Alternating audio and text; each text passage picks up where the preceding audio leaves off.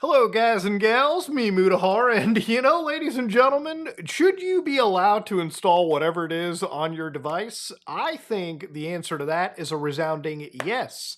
Now, in the last several months, I made plenty of videos where I talked about Google and them basically locking down Android tighter than a drill sergeant's asshole, ladies and gentlemen. Now, of course, ultimately, at the end of it, this is an ongoing little battle, but where I see wins, I talk about wins, because life is filled with negativity and doom and gloom, and sometimes you have to be able to laugh, you have to be able to look at when you've won.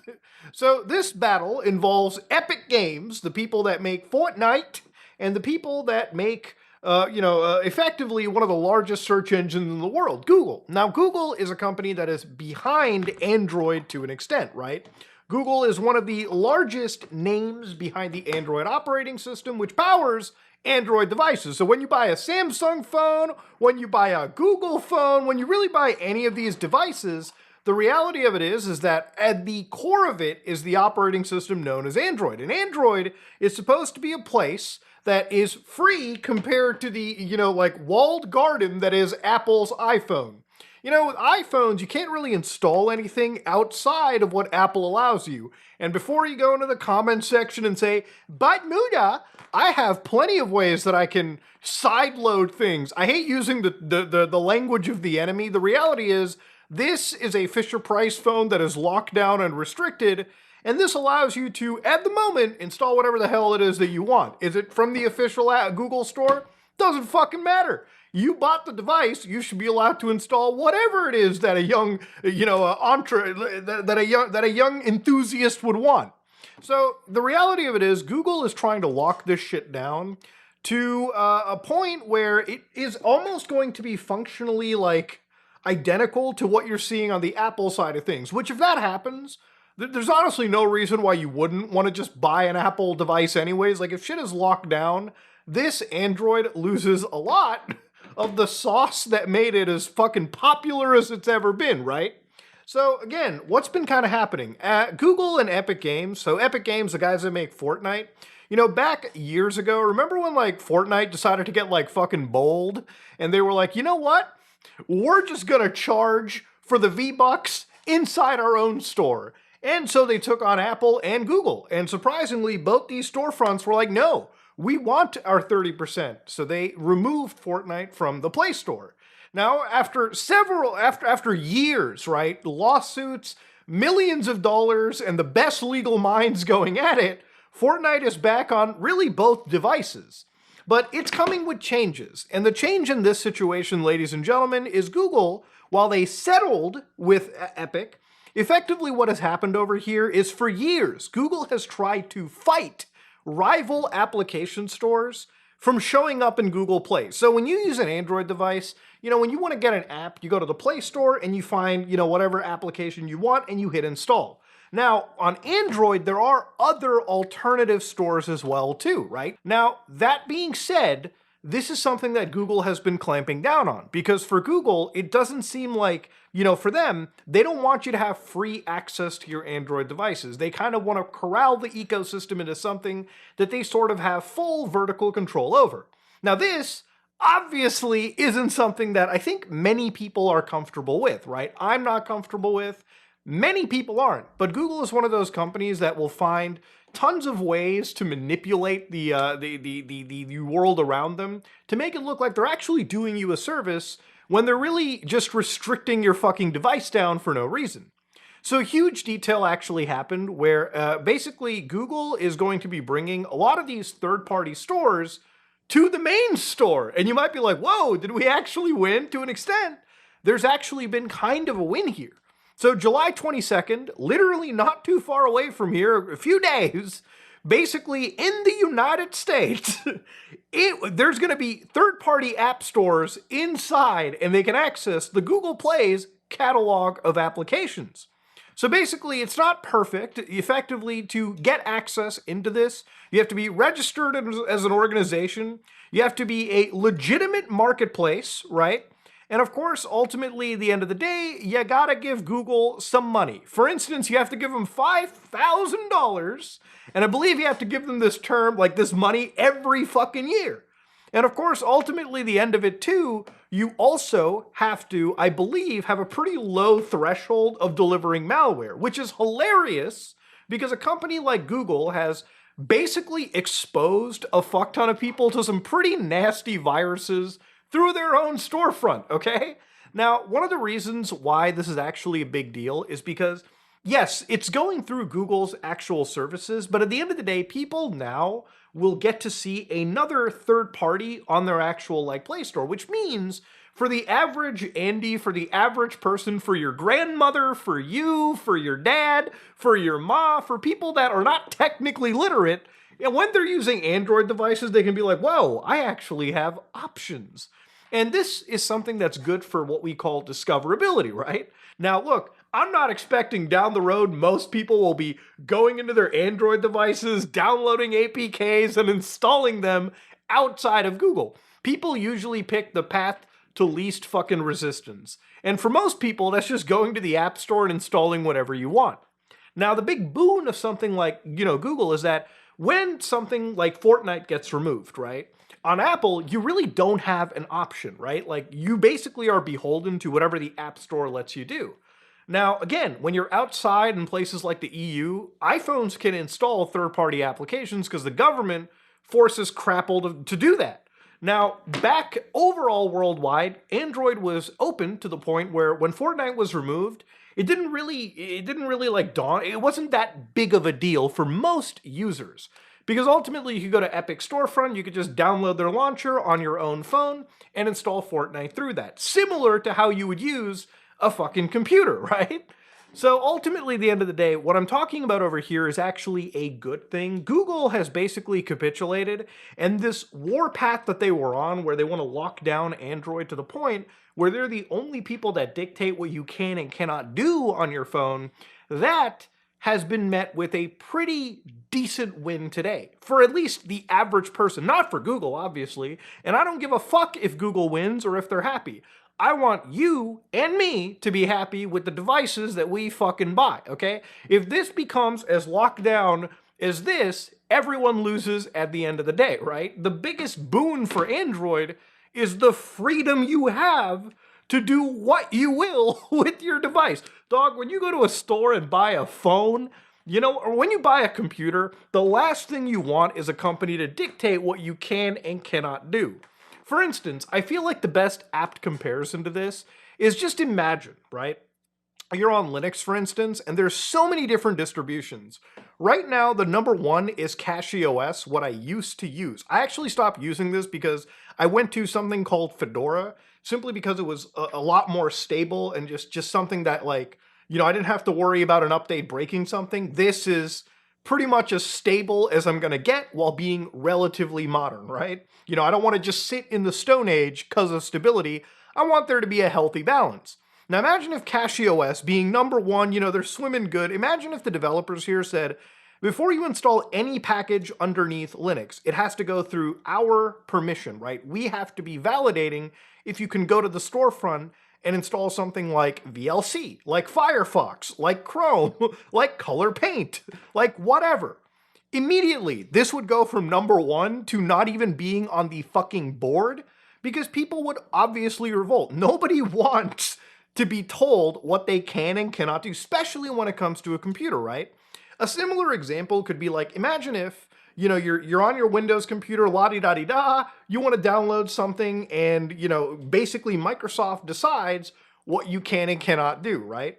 So for instance, the other day, there was actually a program called GO2 Holo Setup. So basically, this is Gears of War 2, but released kind of as a, fan-made PC port. I think they use leaked files in order to actually make this work. But the idea here is, you can go to Microsoft storefront, you can go to any store and you can download whatever the hell you want and run it.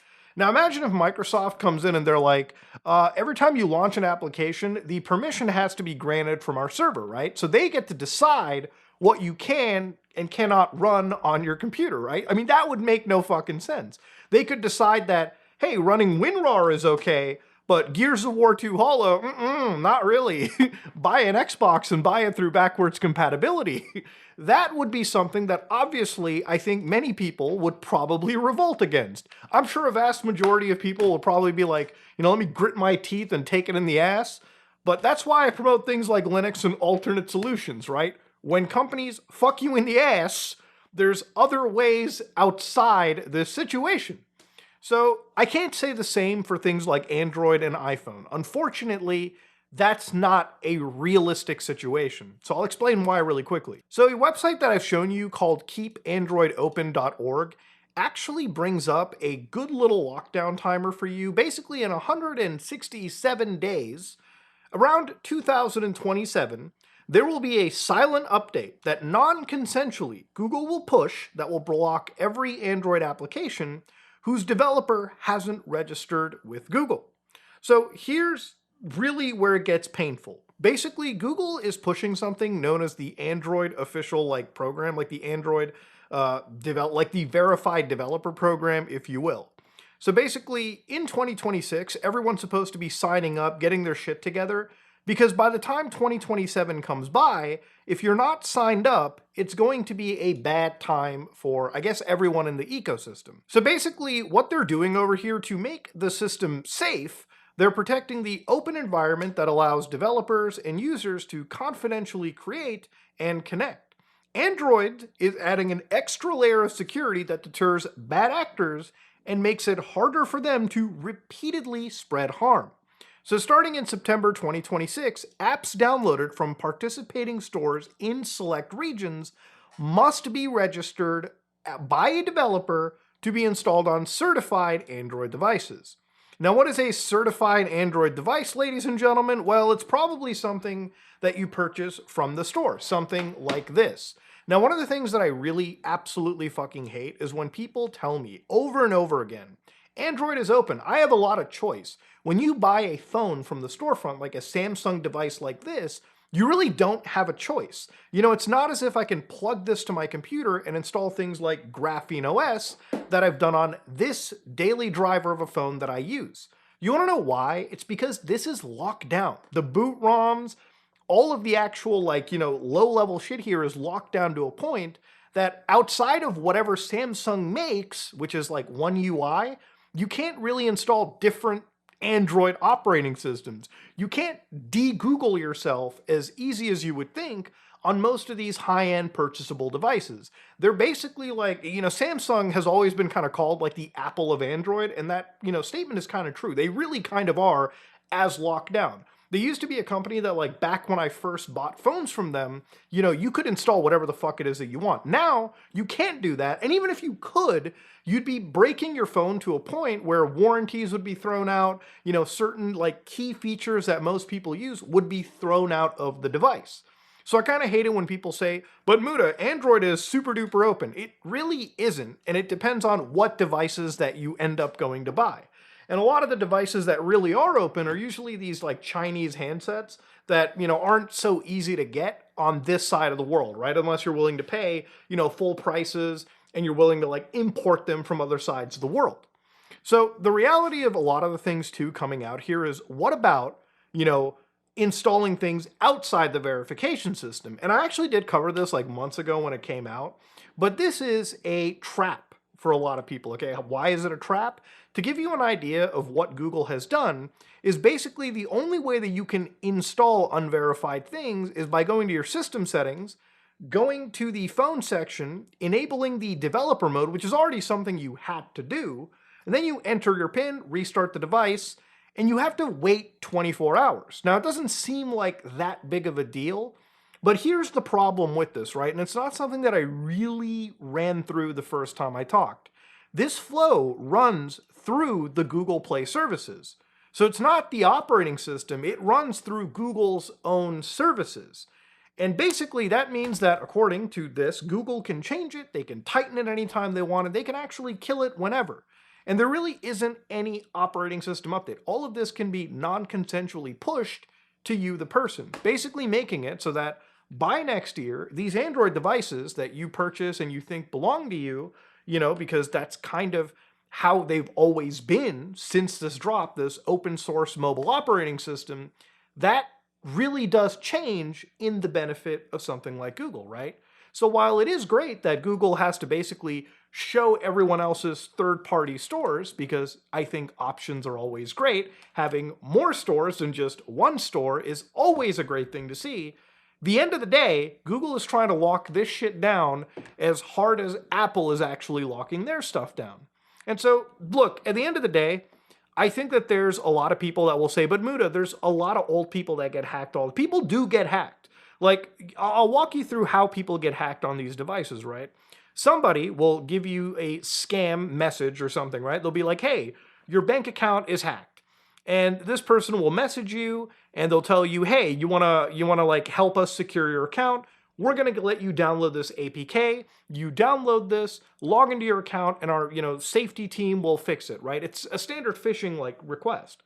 Most people get hacked because they obviously get like socially engineered into like downloading and running scripts or programs that they shouldn't. Your bank will never contact you to ask you for a password. They will never contact you to ask you to install actual applications to fix your online account. Generally speaking, they have methods to do that without going through the phishing route. But old people don't fucking know that. They'll download it on their phones, and then somebody will call them and they'll walk them through the steps on how to install an APK and then give up all of their information. And that's kind of how it happened. That's how people's bank accounts get breached into. That's how money leaves their accounts. That's how these people lose their savings. And I understand, yes, getting hacked fucking sucks. But the reality of it is that I think this whole level of control is something that Google should never be allowed to get away with. And the only way to fight against this is to obviously raise that awareness, to obviously not sign up for their programs, but more importantly, to contact the people that represent you and tell them, listen, you gotta force companies like Google and Apple to open these devices up so that people actually control them. They control whatever it is that they buy, right? If you buy a phone for $1,000 you should be allowed to run whatever the fuck it is on your phone, right? Simple as that.